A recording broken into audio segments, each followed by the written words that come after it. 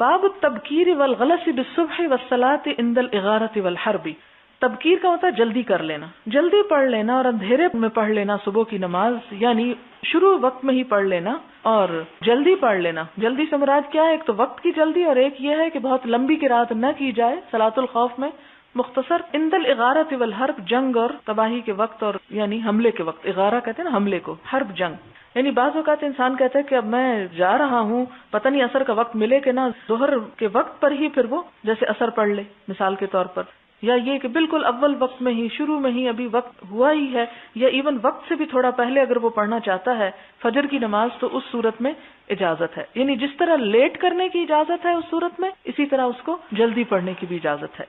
حدثنا مسدد قال حدثنا حماد عن عبد العزيز بن صہیب وثابت البناني عن انس بن مالك ان رسول الله صلی اللہ علیہ وسلم صلى الصبح بغلس ثم ركب، کہ آپ صلی اللہ علیہ وسلم نے اندھیرے میں ہی صبح کی نماز پڑھی پھر سوار ہو کے. فقال اللہ اکبر خربت خیبر انا اذا نزلنا بساحة قوم فساء صباح المنذرين فخرجوا يسعون في السكك. یہ حدیث پیچھے گزر چکی ہے، صرف مشکل الفاظ کا ترجمہ کروں گی. سکک کہتے ہیں گلیوں کو، گلی کوچوں میں دوڑتے ہوئے گئے. وَيَقُولُونَ، اور وہ کہہ رہے تھے، محمد والخمیس، قال والخمیس الجیش. فظہر علیہم رسول اللہ صلی اللہ علیہ وسلم فقتل المقاتلۃ، آپ صلی اللہ علیہ وسلم ان پر غالب آ گئے اور آپ نے قتل کیا کس کو؟ مقاتلہ کو. مقاتل کی جمع ہے مقاتلہ، یعنی قتل کرنے والوں کو، یعنی جو آگے جنگ میں سامنے آئے آپ نے ان کو قتل کیا. وصبا، اور قید کر لیا کس کو؟ ذراریہ، عورتوں اور بچوں کو. فصارت صفیۃ لدحیۃ الکلبی، حضرت صفیہ جو تھیں دحیۃ الکلبی کے حصے میں آئیں. وصارت لرسول اللہ صلی اللہ علیہ وسلم، اور وہ قصہ پہلے آپ پڑھ چکے ہیں کہ پھر حضور صلی اللہ علیہ وسلم کے پاس آئیں. ثم تزوجہا، تو آپ نے ان کو لونڈی بنا کے رکھنے کی بجائے ان سے نکاح کیا. وجعل صداقہا عتقہا، اور ان کو مہر دیا کیا؟ ان کی آزادی کی قیمت، کہ میں تجھے مفت آزاد کرتا ہوں، اگر تو اس پہ خود آزادی خریدتی تو جتنا تجھے دینا پڑتا پیسہ وہی تیرا مہر ہے، یعنی بغیر کسی قیمت کے تجھے آزاد کر دیتا ہوں، یہ مراد ہے. فقال عبد العزیز لثابت، عبد العزیز ثابت سے کہتے ہیں، یا ابا محمد انت سألت انس بن مالک ما امہرہا، تم نے پوچھا تھا انس بن مالک سے کہ حضور صلی اللہ علیہ وسلم نے حضرت صفیہ کو کتنا مہر دیا تھا؟ قال امہرہا نفسہا، تو وہ جواب دیتے ہیں کہ ان کے نفس کو، یعنی ان کی آزادی کو ہی ان کا مہر قرار دیا. فتبسم، پھر وہ مسکرائے تھے یہ کہہ کے. تو یہاں کیا پتہ چلتا ہے کہ آپ صلی اللہ علیہ وسلم نے حملہ آور چونکہ ہونا تھا اس لیے اندھیرے میں ہی یعنی بہت جلدی نماز پڑھ لی تھی. بسم اللہ الرحمن الرحیم. کتاب العیدین، دونوں عیدوں کا بیان، یعنی دونوں عیدوں میں کیا کرنا چاہیے. باب فی العیدین والتجمل فیہ، عیدوں کے بارے میں اور اس میں زینت کرنا. تجمل تجمیل خوبصورت ہونا یا زیب و زینت کا بندوبست کرنا یا اہتمام کرنا. حدثنا ابو الیمان قال اخبرنا شعیب عن الزہری قال اخبرنی سالم بن عبد اللہ ان عبد اللہ بن عمر قال اخذ عمر جبۃ من استبرق، لے لیا عمر رضی اللہ تعالی عنہ نے ایک جبہ چغا من استبرق، موٹے ریشم کا، قرآن میں لفظ آتا ہے، تباع فی السوق، جو بازار میں بیچا جا رہا تھا. فاخذها فاتى رسول اللہ صلی اللہ علیہ وسلم، اسے لے کر آپ صلی اللہ علیہ وسلم کے پاس آئے. فقال یا رسول اللہ، عرض کیا اللہ کے رسول صلی اللہ علیہ وسلم، ابتع هذه، آپ اس کو خرید لیں.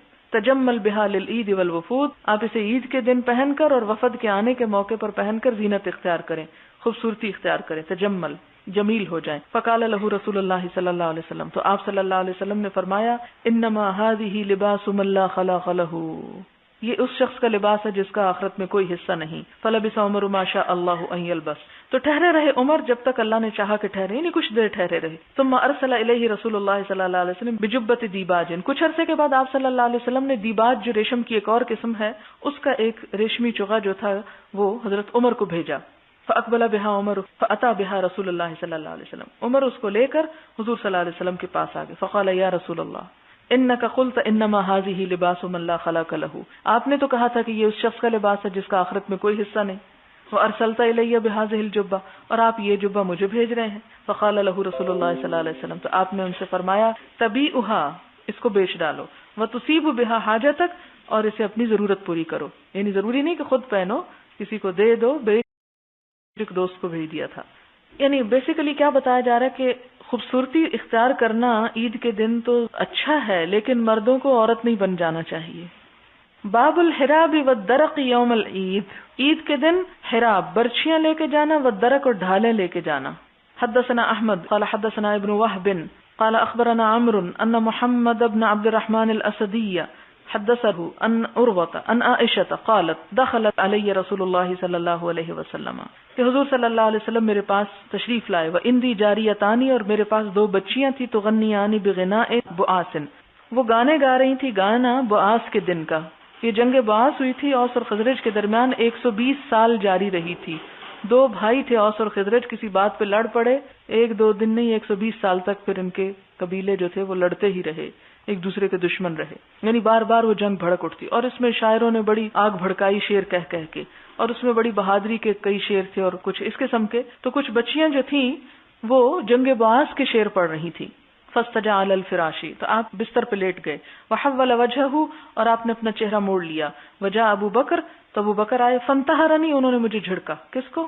حضرت عائشہ، بیچاری کی شامت آئی رہتی تھی. وقال مزمارۃ الشیطان کہ شیطان کا آلہ، مزمار باجا، اندر نبی صلی اللہ علیہ وسلم، نبی صلی اللہ علیہ وسلم کے پاس یہ راگ باجا ہو رہا ہے. فاقبل علیہ رسول اللہ صلی اللہ علیہ وسلم تو حضور صلی اللہ علیہ وسلم ان کی طرف متوجہ ہوئے. کن کی طرف؟ حضرت ابو بکر کی طرف. فقال تو فرمایا دعہما ان کو چھوڑ دو، گانے دو. فلما غفل غمزتہما پھر جب حضرت ابو بکر کسی دوسرے کام میں لگ گئے تو میں نے ان دونوں لڑکیوں کو اشارہ کیا. فخرجتا تو وہ دونوں چلی گئیں. یعنی حضرت عائشہ کہتی ہیں کہ میں نے انہیں کہا اب جاؤ. وکان یوم عیدن اور یہ عید کا دن تھا، یلعب فیہ السودان جس دن حبشی لوگ کھیل رہے تھے، بالدرق والحراب بھالوں اور ہتھیاروں کے ساتھ. فاما سألت النبی صلی اللہ علیہ وسلم تو میں نے نبی صلی اللہ علیہ وسلم سے پوچھا، واما قال یا انہوں نے کہا، تشتہین تنظرین کیا تم بھی دیکھنا چاہتی ہو کھیل کو؟ یعنی اس دن تماشا ہو رہا تھا تو آپ صلی اللہ علیہ وسلم نے پوچھا کہ کیا عائشہ تم بھی دیکھو گی؟ قلت نعم تو میں نے کہا ہاں میں بھی دیکھوں گی. فاقامنی وراءہ تو آپ نے مجھے اپنے پیچھے کھڑا کر لیا. خدی علی خدیہ میرا گال آپ کے گال پر تھا، یعنی کندھے پہ سر رکھا ہوا تھا تو پیچھے سے جب سر رکھیں تو یعنی حضرت عائشہ کا گال اور حضور صلی اللہ علیہ وسلم کا گال ساتھ مل گیا. وہو یقول اور آپ صلی اللہ علیہ وسلم فرما رہے تھے، دونکم یا بنی ارفدہ کہ اے بنو ارفدہ کھیلتے جاؤ، کھیلو. بنو ارفدہ ان کا یعنی حبشیوں کا نام لیا آپ نے. حتی اذا مللت یہاں تک کہ جب میں بور ہو گئی، قال حسبکی تو آپ نے پوچھا تمہیں کافی ہے؟ قلت نعم میں نے کہا ہاں. قال فاذهبی تو اچھا چلی جاؤ. یعنی جب میں تھک گئی دیکھ کے کھیل تو آپ نے کہا جانا چاہتی ہو؟ تو میں نے کہا ہاں. تو آپ نے فرمایا اچھا تو پھر جاؤ. اس حدیث سے بہت اہم بات پتہ چلتی ہے کہ آپ صلی اللہ علیہ وسلم نے جنگ بعاث کا قصہ گانے والی لڑکیوں کو منع نہیں کیا. اور ایک روایت میں آتا ہے کہ آپ نے فرمایا وہی پڑھو جو پہلے پڑھنی تھی. یعنی گانا لفظ سے یہ نہیں سوچنا چاہیے کہ ہر خرافات جو ہے وہ گانی جائز ہے اور ہندوؤں کے الفاظ میں یا ان کے گانے جو ہیں وہ ہم اپنا کلچر بنا لیں. نہیں، اس میں بھی سلیکشن ضروری ہے کہ ہم جو گا بھی رہے ہیں تو کیا گا رہے ہیں، کیونکہ مسلمان کا کوئی کام بھی بے مقصد نہیں ہوتا یا اس میں جاہلیت کی بو نہیں آتی، یہ دوسری قوموں کے رسم و رواج کی وہ چیزیں نمایاں نہیں ہوتی. پھر اسی طرح کھیل کود دیکھنا دکھانا یعنی جو عام دنوں میں نہیں ہوتا تو اس دن یعنی انجوائے کرنے کا دن ہے. اس سے ایک اور بات پتہ چلتی ہے اسلام کی وسعت کہ کھیل کود کے دن کھیلنا بھی چاہیے، کیونکہ اگر کھیل کود کے دن بھی آپ کام ہی کرتے چلے جا رہے ہیں تو وہ بھی کوئی بہت بڑائی کی بات نہیں ہے. اس کی وجہ کیا ہے؟ اس کی وجہ یہ ہے کہ انسان آرام بھی کیوں کرتا ہے، یعنی سونے کے وقت میں سونا عبادت ہے. کیوں؟ تاکہ آپ اٹھ کے نماز پڑھ سکیں. ایسا نہ ہو کہ آپ سونے کے وقت میں جاگیں اور جاگنے کے وقت میں پھر سو جائیں، یہ غلط ہوگا. اسی طرح اگر کام کا وقت ہے تو آپ کھیل میں لگ جائیں، یہ غلط ہے. اور اگر کھیل کا وقت ہے تو آپ کہیں نہیں جی میں تو بہت نیک انسان ہوں اس لیے میں تو کھیلنا پسند ہی نہیں کرتی اور آج بھی میں تو کام ہی کروں گی. نہیں، آپ اس میں کیا کریں، آپ کھیلنے کے وقت کھیل بھی لیں، کیونکہ وہ کھیل کود اور وہ تفریح جو ہے وہ آپ کو تازہ دم کر دے گی. کس کے لیے؟ پھر عبادت کے لیے اور پھر اچھے کام کرنے کے لیے. یعنی دین ایک اعتدال کا دین ہے جس میں ہر چیز اپنے وقت اور موقع پر کرنا جائز ہے. بے وقت اور بے موقع اور بیکار اور لغو جو ہے اس کی بہرحال گنجائش نہیں. باب سنت العیدین لأہل الاسلام، باب دونوں عیدوں میں مسلمانوں کا طریقہ کار کیا ہے. حدثنا حجاج قال حدثنا شعبہ قال اخبرني زبید قال سمعت الشعبی عن البراء قال سمعت النبي صلی اللہ علیہ وسلم يخطب فقال ان اول ما نبدأ به في يومنا هذا ان نصلي. پھر عید کے دن آپ صلی اللہ علیہ وسلم نے خطبہ دے کے فرمایا کہ آج کے دن ہم کیا کریں گے، سب سے پہلے ہم نماز پڑھیں گے. ثم نرجع فننحر، پھر جائیں گے پھر قربانی کریں گے. فمن فعل فقد اصاب سنتنا، جس نے ایسا کیا اس نے ہمارے طریقے کو پا لیا. اس سے پھر کیا پتہ چلتا ہے کہ اسلام زندگی گزارنے کا سلیقہ ہے. زندگی سے لے کے موت تک، جینے سے مرنے تک ہر کام ہمیں بتا دیا کہ کیسے کرنا ہے. یہ سب کچھ ہمارے لیے کیا ہے، اجر اور ثواب کا باعث ہے. اور ایک خاص طریقے کے مطابق کر کے اس تہذیب اور اس خوبصورتی کو برقرار رکھا گیا کہ جو شاید ہم اپنے اپنے رسم و رواج اور اپنے اپنے طریقوں میں یہ چیز نہ لا سکتے تھے. پھر اس سے یہ پتہ چلتا ہے کہ کمپلیٹ کوڈ آف لائف ہے. کہ ہر معاملے میں رہنمائی دی. قل ان صلاتی و نسکی و محیای و مماتی للہ رب العالمین، یہ سب کچھ اللہ کے نام، لا شریک لہ و بذالک امرت وانا اول المسلمین. یہی ہے اسلام کا ایک تعارف، یہی ہے دراصل مسلمان ہونا، کہ ہر موقع پہ ان چیزوں کو دیکھنا کہ ہمیں اس جگہ پہ کیا بتایا گیا اور کیا سکھایا گیا. حدثنا عبید بن اسماعیل قال حدثنا ابو اسامہ عن ہشام عن ابیہ عن عائشہ رضی اللہ عنہا قالت دخل ابو بکر وعندی جاریتان من جوار الانصار. کہتی ہیں کہ حضرت ابو بکر میرے پاس آئے اور میرے پاس دو بچیاں انصار کی بچیوں میں سے بیٹھی ہوئی تھی، تو غنیان گانے گا رہی تھی. مما تقاولت الانصار، ان میں سے جو انصار نے کہہ رکھے تھے شعر. تقاولت یعنی جو شعر انصار کے تھے. یوم بعاث، بعاث کے دن. قالت کہنے لگی ولیستا بمغنیتین، اور وہ دو بچیاں جو تھیں وہ گلوکارہ نہ تھیں. فقال ابو بکر، تو ابو بکر نے کہا ابی مزامیر الشیطان، کیا یہ شیطان کے باجے بجا رہی ہو؟ فی بیت رسول اللہ صلی اللہ علیہ وسلم، حضور صلی اللہ علیہ وسلم کے گھر. وذالک فی یوم عید، اور یہ عید کے دن. فقال رسول اللہ صلی اللہ علیہ وسلم یا ابا بکر، آپ صلی اللہ علیہ وسلم نے کیا فرمایا؟ اے ابو بکر، ان لکل قوم عیدا وھذا عیدنا، ہر قوم کی ایک عید ہوتی ہے اور یہ ہماری عید کا دن ہے، اس لیے ان بچیوں کو گانے دو. تو اس سے کیا پتہ چلتا ہے؟ عید اور شادی کے موقع پر بھی گا سکتے ہیں، لیکن ہندوؤں کے گانے چھوڑ کے اپنے ایجاد کریں، اپنا دماغ استعمال کریں. باب الاکل یوم الفطر قبل الخروج. باب الاکل، کھانا، یوم الفطر عید الفطر کے دن، قبل الخروج نکلنے سے پہلے. عید الفطر پڑھنے سے پہلے کھانا بھی چاہیے، یہ بھی سنت ہے. حدثنا محمد بن عبد الرحیم اخبرنا سعید بن سلیمان قال حدثنا هشام قال اخبرنا عبید اللہ بن ابی بکر بن انس عن انس بن مالک قال كان رسول اللہ صلی اللہ علیہ وسلم لا يغدو يوم الفطر حتى يأكل تمرات. انس بن مالک کیا کہتے ہیں کہ حضور صلی اللہ علیہ وسلم نہ نکلتے تھے فطر کے دن، یعنی عید الفطر کے دن، حتیٰ یہاں تک کہ یاکلا آپ کھا لیتے، کیا؟ تمراتن کچھ کھجوریں، یعنی میٹھا کھا کے نکلتے سے مراد یہ ہے. اور ہم سویاں کھاتے ہیں، پتہ نہیں کہاں سے آئی ہیں. وقال مرجع بن رجا، اور مرجع بن رجا کہتے ہیں حدثني عبید اللہ بن ابی بکر قال حدثني انس عن النبی صلی اللہ علیہ وسلم، کہ حضرت انس حضور صلی اللہ علیہ وسلم سے یہ بھی روایت کرتے ہیں ویاکلہن وطرا، کہ آپ انہیں وطر کی تعداد میں کھاتے تھے، آڈ نمبر پہ کھاتے تھے. اب رمضان میں بہت کھجوریں جمع ہو جائیں گی، لہذا ساری افطاری پہ نہ ایک دن پہلے ختم کر دیں کہ آج آخری روزہ ہے اس لیے ساری کھجوریں کھا لیں، کچھ عید کے صبح کے لیے بھی رکھ لیں، کیونکہ اگر آپ سیویاں پکانے میں لگ گئے تو عید کی نماز رہ جائے گی. باب الاکل یوم النحر، قربانی کے دن کھانا واپس آ کے. اور کہا یہ جاتا ہے کہ آپ اپنی ہی قربانی میں سے کھاتے تھے، لیکن اگر کوئی صبر نہ کر سکے اس وقت تک تو کچھ اور بھی کھا سکتا ہے. یہاں تک آتا ہے کہ صحابیات اپنے بچوں کو دودھ بھی نہیں پلاتی تھی کہ نہیں نماز پڑھ کے ہی پلائیں گے، کہ حضور صلی اللہ علیہ وسلم کچھ نہیں کھاتے، ہم بھی نہیں کھائیں گے اور تمہیں بھی نہیں کھلائیں گے. لیکن اگر وہ اتنا روئیں کہ نماز نہ پڑھنے دیں تو پھر پلا دیں. وہ روزہ کوئی ایسا روزہ نہیں ہے کہ جس طرح رمضان کا روزہ ہوتا ہے. حدثنا مسدد قال حدثنا اسماعیل عن ایوب عن محمد بن سیرین عن انس قال قال نبی صلی اللہ علیہ وسلم من ذبح قبل الصلاۃ فلیعد، جس نے نماز پڑھنے سے پہلے قربانی کر لی، ذبح کر دیا، اسے چاہیے کہ پھر کرے. فلیعد، اعادہ کرے. فقام رجل، ایک شخص کھڑا ہو گیا. فقال، کہنے لگا ھذا یوم، یہ تو وہ دن ہے، یشتہا فیہ اللحم، جس دن گوشت کی اشتہا ہوتی ہے، یعنی گوشت کھانے کو دل چاہتا ہے. وذکر من جیرانہ، اور اس نے اپنے پڑوسیوں کا ذکر کیا. فکأن نبی صلی اللہ علیہ وسلم صدقہ، تو گویا نبی صلی اللہ علیہ وسلم نے اس کی تصدیق کی، اس کو سچا سمجھا. قال وعندی جزعۃ، اور کہا کہ میرے پاس ایک بچیا ہے. احب الی من شاتی لحم، مجھے زیادہ پسند ہے 2 بکریوں کے گوشت سے، یعنی 2 بکریوں کے مقابلے میں زیادہ صحت مند بچی ہے. فرخص له نبی صلی اللہ علیہ وسلم، تو آپ نے اس کو وہی بچیا قربان کرنے کی اجازت دے دی. فلا ادری، تو کہتے ہیں کہ میں نہیں جانتا. بلغت رخصت من سواہ ام لا، کہ یہ رخصت اوروں کے لیے ہے یا نہیں. یعنی یہاں پر اس روایت سے کیا پتہ چلتا ہے کہ مبہم بات ہے کہ کیا آپ نے صرف اسی کو اجازت دی تھی کہ اچھا تم پہلے کر کے آگے ہو تو کوئی بات نہیں، یا یہ سب کے لیے ہے. تو پتہ کیا چلتا ہے کہ سب کے لیے نہیں ہے. اگلی حدیث کو مزید واضح کر دے گی. حدثنا عثمان قال حدثنا جریر عن منصور عن الشعبی عن البراء بن عازب قال خطبنا النبی صلی اللہ علیہ وسلم، نبی صلی اللہ علیہ وسلم نے ہم کو خطبہ دیا. کب؟ یوم الاضحیٰ، عید کے دن، بعد الصلاۃ، نماز کے بعد. فقال من صلی صلاتنا، آپ نے فرمایا جو ہماری نماز جیسی نماز پڑھے. وَنَسَكَ نُسُكَنَا، اور ہماری قربانی جیسی قربانی کرے. فقد أَصَابَ النُّسُكَ، تو گویا اس نے قربانیوں کو پا لیا. وَمَن نَسَكَ قَبْلَ الصَّلَاةِ، اور جو نماز سے پہلے قربانی کر لے. فَإِنَّهُ قَبْلَ الصَّلَاةِ، تو وہ نماز سے پہلے ہے. وَلَا نُسُكَ لَهُ، اور اس کی قربانی نہیں ہوئی.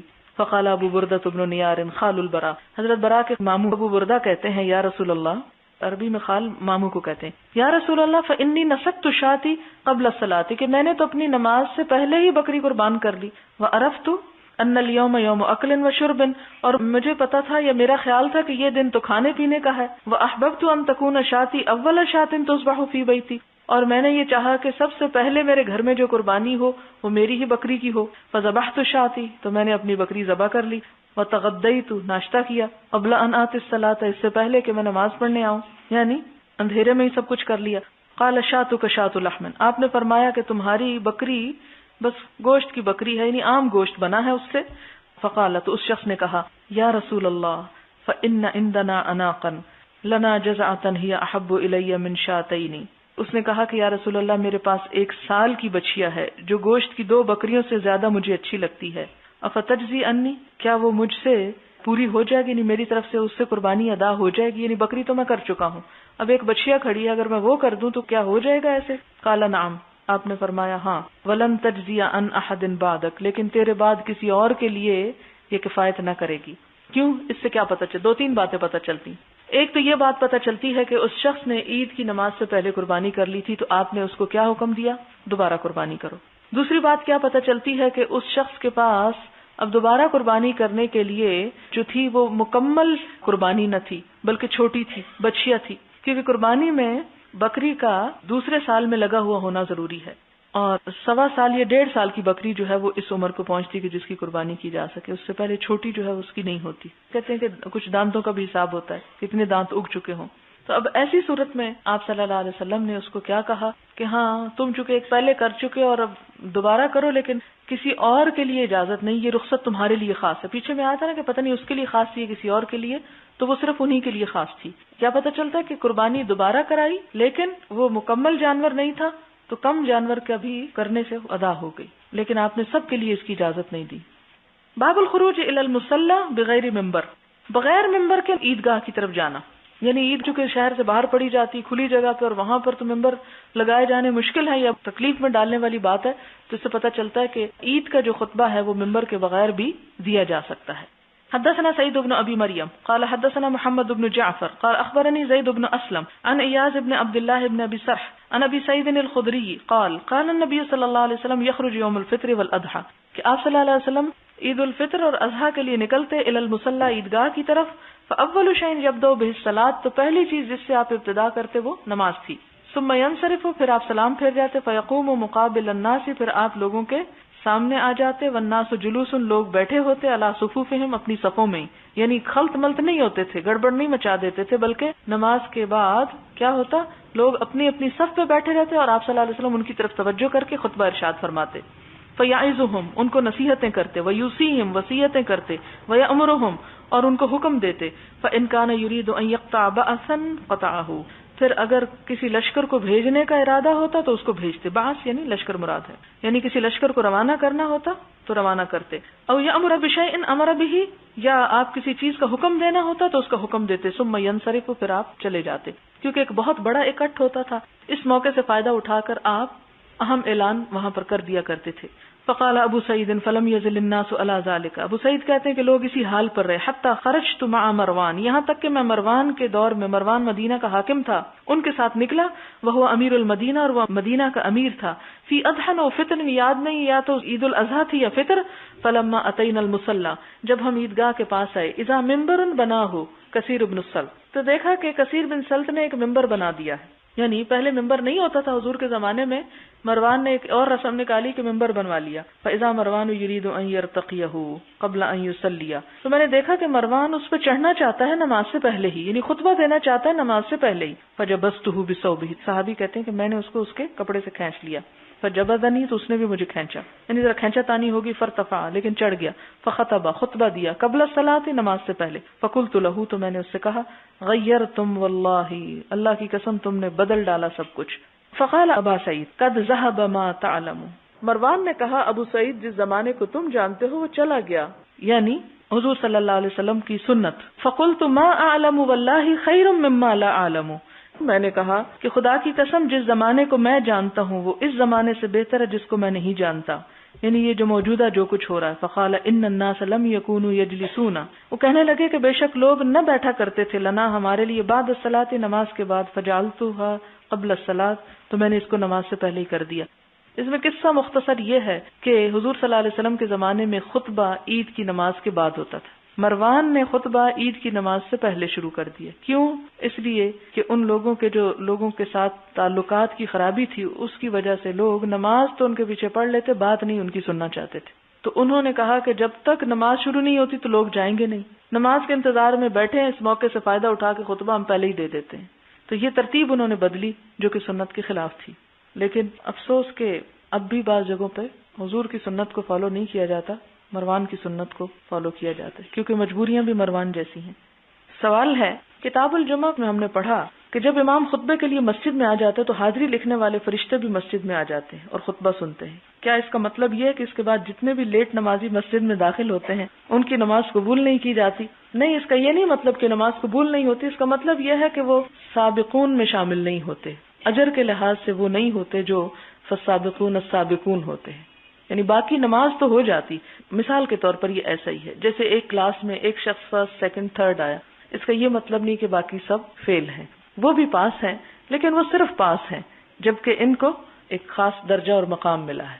باب 594 حدیث میں ہے کہ ایک عورت تھی، وہ اپنے کھیت میں چکندر بوتی، جمعہ کے دن وہ چکندر کی جڑیں نکال کر پکاتی، صحابی اس کے کھانے پر ہر جمعے کو انتظار کرتے. آپ نے کہا وہ عورت اپنے ہاتھ سے محنت کر کے اپنی کمائی میں سے یہ نیک کام کرتی تھی، وہ اپنے خاوند سے بھی مانگ کر بغیر محنت کے یہ کر سکتی تھی، مگر عورت کو کچھ نہ کچھ اپنے ہاتھ سے بھی کما کر کام کرنا چاہیے اور صدقہ کرنا چاہیے. سوال یہ ہے کہ کیا جو مال اس کے خاوند یا باپ کا ہو کیا وہ اس کا نہیں ہے، اور کیا اس مال میں سے وہ صدقہ خیرات کرے تو کوئی فائدہ نہیں، اس لیے کیا اسے خود کما کر ہی دینا ہوگا ورنہ اس کا صدقہ یا خیرات نہیں ہوگی، جبکہ عورت گھر کی ذمہ داریوں میں سارا دن مصروف رہتی ہے. اس کا مطلب تو یہ ہوا کہ اسے ضرور باہر نکل کر کمانا چاہیے تاکہ وہ اپنے لیے مال اکٹھا کر کے نیکی کما سکے. میرے خیال میں اس میں بہت ساری چیزیں آپ کی اپنی تفسیر سے شامل ہو گئی ہیں. میرا مطلب یہ تھا کہ عورتیں بھی جو ان کا ذاتی مال ہے اس میں سے بھی صدقہ خیرات کیا کریں. عموماً عورتیں اس چیز کا اہتمام نہیں کرتی. آپ دیکھیں کہ عورت کا ذاتی مال جو ہے وہ صرف وہ نہیں ہوتا جو وہ گھر سے باہر نکل کر کما کے لاتی ہے، اس کے ذاتی مال کی بہت سی صورتیں ہوتی ہیں. مثال کے طور پر اس کو شادی کے موقع پہ جو مہر ملتا ہے وہ اس کا ذاتی مال ہوتا ہے، اس میں سے وہ جو خرچ کرے گی وہ اس کے اپنی طرف سے صدقہ ہوگا اور اس کا ثواب بھی زیادہ ہوگا. پھر اسی طرح تحفہ تحائف کی شکل میں جو مال اس کے پاس ہوتا ہے، خواہ وہ اس کے شوہر کی طرف سے کوئی تحفہ ہو یا اس کے کسی رشتہ دار کی طرف سے یا دوست کی طرف سے، کسی کا بھی جو گفٹ ہوتا ہے وہ اس کا ذاتی مال ہوتا ہے. تو اس میں سے اگر وہ کچھ خرچ کرتی ہے تو اس کا ثواب اس کو ملے گا. پھر اسی طرح ہم دیکھتے ہیں کہ ہمارے ہاں جہیز بھی دیا جاتا ہے، تو جہیز میں جو کچھ ملتا ہے وہ بھی عورت کا ذاتی مال ہوتا ہے. پھر اسی طرح بعض عورتیں شادی کے موقع پر ماہوار جیب خرچ لکھواتی ہیں.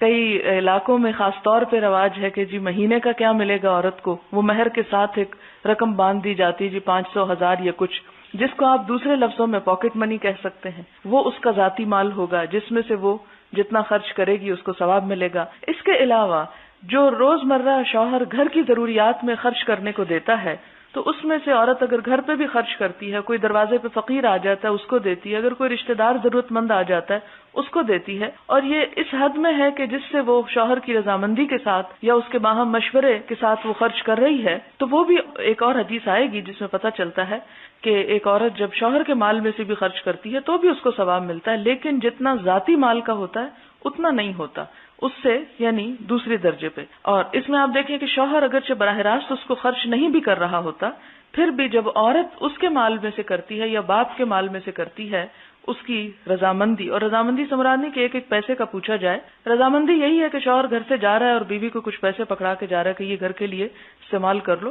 تو اس میں سے عورتیں عموماً تھوڑی بہت بچت کر لیتی ہیں. جس طرح حضرت عمر کی بیوی نے بچت کر کے وہ میٹھا پکا لیا تھا تو انہوں نے کہا لاؤ یہ بھی واپس کرتے ہیں بیت المال کو، یہ تمہاری ضرورت سے زیادہ ہے. لیکن یہ ہے کہ آپ کو جو اس میں سے دے دیا گیا آپ اس میں سے چھوٹا موٹا کر سکتے، لیکن بہت بڑی اماؤنٹ جو ہے جس سے گھر کے ایک بڑے مفاد پہ زد پڑتی ہو وہ اس وقت تک نہیں کرنی چاہیے جب تک شوہر سے واقعی پوچھ نہ لیا جائے. پھر اس میں آپ دیکھیں کہ جہاں تک کام کرنے کا تعلق ہے تو اگر کسی عورت کے پاس صلاحیت ہے تو وہ دونوں طرح کام کر سکتی ہے، گھر میں بھی کر سکتی ہے، باہر بھی کر سکتی ہے بوقت ضرورت. اس میں آپ پیچھے حدیث پڑھ ہی چکے ہیں کہ ضرورت کے وقت عورت کو گھر سے نکلنے کی اجازت ہے. اور خاص طور پر کچھ کاموں کے لیے تو شوہروں کو کہا گیا کہ وہ منع بھی نہ کریں، اور حضرت عمر باوجود پریشان ہونے کے منع نہیں کرتے تھے، کیونکہ حضور صلی اللہ علیہ وسلم نے روکا ہوا تھا کہ نہیں منع کر سکتے. پھر اس میں ہم دیکھتے ہیں کہ ضروری نہیں ہوتا کہ کوئی کام گھر سے نکل کر کیا جائے تو کام ہوتا ہے. گھر میں بیٹھ کے بھی بہت سے ہنر ہوتے ہیں، بہت سے کام ہوتے ہیں. ہماری خواتین عموماً گپ بازی میں ادھر ادھر وقت ضائع کرتی ہیں، تو ان کو چاہیے کہ وہ کچھ نہ کچھ ایسا کام کر لیں کہ جس سے ان کی پرسنل ارننگ ہو کچھ، اور اس میں اسلام منع نہیں کرتا. ہم دیکھتے ہیں کہ حضرت عبداللہ بن مسعود کی بیوی جو تھی وہ اسی طرح کو کام کاج کیا کرتی تھی. اس کام کا ابھی تک مجھے پتہ نہیں چلا کہ ان کی اصل مہارت کیا تھی، لیکن صناع عورت تھی، یعنی کاریگری کرتی تھی کسی قسم کی. اب یہ کہ وہ ایک دن صدقے کی خطبہ سن کر آئیں تو اپنے شوہر کو کہتی ہیں کہ تم لوگوں نے مجھے صدقہ کرنے سے روک رکھا ہے، میری سب کچھ تم لے جاتے ہو، تو میں اب کہیں باہر دوں گی. تو حضرت عبداللہ بن مسعود کہتے ہیں نہیں، تم ہم پر ہی خرچ کرو تو تمہیں زیادہ ثواب ہوگا. کہنے لگی نہیں، اب میں نہیں کروں گی جب تک میں حضور صلی اللہ علیہ وسلم سے پوچھ نہ لوں. لہٰذا وہ پوچھنے کے لیے گئیں تو شرم آئی. دروازے پہ بلال ملے تو کہتی ہیں ذرا ان کو بتاؤ کہ کیا عورت اگر اپنے شوہر اور بچوں پہ خرچ کرتی ہے اپنے مال میں سے تو اس کو کوئی ثواب نہیں ہوگا، اور میرا نام نہ بتانا. تو حضور صلی اللہ علیہ وسلم کے پاس جب سوال گیا تو آپ پوچھتے ہیں کون ہے پوچھنے والا؟ تو حضرت بلال بھلا کیسے نہ بتائیں، وہ کہتے ہیں زینب ہے. کہتے کون سی زینب ہے؟ حضرت بلال کہتے ہیں وہ حضرت عبداللہ بن مسعود کی اہلیہ ہیں. تو آپ صلی اللہ علیہ وسلم بتاتے ہیں کہ اس کو بتاؤ کہ اگر وہ گھر میں خرچ کرتی ہے تو اس کو دگنا ثواب ہے، یعنی ایک صدقہ کرنے کا بھی ثواب ہے اور دوسرا صلہ رحمی کا ثواب ہے. یہ نہیں کہ آپ نے فرمایا کہ نہیں عورت تم کام چھوڑ دو اور میاں کو کرنے دو. ظاہر ہے کہ اگر میاں کے پاس کام نہیں ہے، بعض حالات ایسے ہوتے ہیں عورت کے پاس کام ہے، تو اس میں اگر عورت خرچ کرتی ہے تو اس کو دگنا ثواب ہے، یعنی مرد کے مقابلے میں بھی زیادہ ثواب ہے، کیونکہ مرد پہ تو خرچ کرنا فرض ہے، عورت پہ فرض نہیں ہے. لہٰذا اس سے یہ پتہ چلتا ہے کہ کام اگر آپ کو کوئی کرنا آتا ہے یا آپ اہل ہیں کام کرنے کے تو گھر سے نکل کر بھی کرنا چاہیے. لیکن جو عورتیں کوئی کام نہیں، میں نے تو دیکھا وہ بھی بہت بازاروں میں گھومتی پھرتی رہتی ہیں، باقاعدہ ہر روز جا کے دکانوں پہ ونڈو شاپنگ بھی ہو رہی ہوتی ہے، خواہ کچھ نہ بھی خریدنا ہو. تو یہاں پر یہ ہے کہ میں نے یہ ہرگز نہیں کہا تھا کہ اپنے لیے مال اکٹھا کرے اور پھر نیکی کمائے. یہ ہے کہ جو اس کے پاس آ جائے، جیسے میں نے بتایا کہ ما جاءک من غیر مسئلۃ ولا سؤال فخذہ وتمولہ، کہ جو بغیر مانگے تمہارے پاس آتا ہے تو اس کو لو اور اس کو اپنا مال سمجھو. امید ہے کہ بات واضح ہو گئی ہوگی. جمعہ کے دن ڈیوریشن جمعہ کی فجر سے مغرب تک ہے یا پھر عشاء تک واضح کر دیں. اس میں آپ دیکھیے کہ اسلامی کیلنڈر جو ہے وہ چاند کے نکلنے سے شروع ہوتا ہے، یعنی ہمارے ہاں دن کی ابتدا جیسے سورج کے نکلنے سے ہوتی ہے شمسی کیلنڈر میں، اسی طرح لونر کیلنڈر میں مغرب سے ہو جاتی، یعنی جب چاند نکلنے کا وقت ہوتا ہے اس سے دن کی ابتدا ہو جاتی. لہٰذا وہ رات جو جمعے کے دن سے پہلے آتی ہے وہ بھی اس میں شامل ہو جاتی ہے، تو وہ رات اور وہ دن جو ہے اگلی مغرب تک وہ جمعہ شمار ہو جائے گا. اگلا سوال ہے اگر ہم جمعرات کو مغرب کے بعد جمعے کے دن کی نہانے کی نیت کر لیں تو کیا جمعہ کا جو نہانا ہے اس کا ثواب ملے گا؟ کیونکہ ہمیشہ صبح صبح گھر سے یہاں آنا ہوتا ہے اور اتنا وقت نہیں ہوتا کہ جمعہ کے دن صبح نہا سکے. انشاءاللہ، کیونکہ میں نے آپ کو بتایا کہ اسلامی کیلنڈر میں دن کی ابتدا جو ہے وہ چاند کے نکلنے کے وقت یعنی مغرب کے ساتھ ہی ہو جاتی. تو اگر آپ صبح سورج نکلنے کے بعد نہیں نہا سکتے تو رات کے کسی حصے میں نہا کر بھی انشاءاللہ وہ جمعے کی رات کہلاتی ہے. اصل میں جو لیل کا لفظ آتا ہے عربی میں اس میں دن اور رات دونوں شامل ہوتے ہیں. بعض اوقات ہمارے ہاں بھی یہ جب بولتے ہیں نا کہ کتنے دن وہاں رہنا ہے تو اس کی بجائے ہم یہ بھی کہہ دیتے ہیں بعض اوقات کہ اتنی راتیں میں نے وہاں گزاری. تو وہ رات کا لفظ بول کے دن مراد ہو جاتا ہے، دن کا بول کے رات بھی مراد ہو جاتی ہے. مثلا آپ کہتے ہیں کہ جی ایک دن میں کتنے گھنٹے ہیں تو کتنے آپ بولتے ہیں 24 آورز کہتے ہیں، تو لیکن وہ سارے کے سارے ڈے میں تو نہیں آتے، نائٹ بھی انکلوڈیڈ ہوتی ہے. لہٰذا یوم اور لیل بول کے دونوں چیزیں سامنے آ جاتی ہیں. تو انشاءاللہ اگر اس نیت سے نہائیں گے کہ جمعے کے لیے ہم نہا رہے ہیں تو ثواب ملے گا. باب 598 میں آتا ہے کہ لڑائی کے دوران اگر ہو سکے تو 2 رکعتیں پڑھ لی جائیں، اور اگر 2 نہ پڑھ سکے تو 1 رکوع اور 2 سجدے کر لیے جائیں. یہ تو کہیں نہیں لکھا کہ اگر 2 نہ پڑھی جا سکے، کیونکہ صلاۃ خوف جو ہے وہ بھی 2 رکعتیں ہیں، اور اس میں طریقہ یہ بتایا گیا تھا کہ وہ بھی کوشش کریں کہ جماعت کے ساتھ ہی پڑھیں، اور جماعت کے ساتھ سارے کے سارے لوگ اکٹھا نہ پڑھنا شروع کر دیں. اس کا طریقہ یہ ہے کہ پہلے آدھے لوگ 1 رکعت پڑھ لیں، امام وہی ہوگا اور وہ پھر چلے جائیں اور اپنی الگ پڑھ لیں، اور باقی جو لوگ رہ گئے ہیں وہ 1 رکعت امام کے ساتھ پڑھ لیں اور امام سلام پھیر لے گا اور وہ کھڑے ہو کے اپنی دوسری بھی مکمل کر لیں گے. اور اس کے علاوہ بھی طریقے آتے ہیں صلاۃ خوف پڑھنے کے. اللہ تعالیٰ کی پناہ مانگے کہ ایسی کوئی حالت ہم پہ آئے کہ ہم کو یہ پڑھنا پڑے. وآخر دعوانا الحمدللہ رب العالمین. سبحانک اللہم وبحمدک نشہد ان لا الہ الا انت نستغفرک ونتوب الیک. والسلام علیکم ورحمۃ اللہ وبرکاتہ.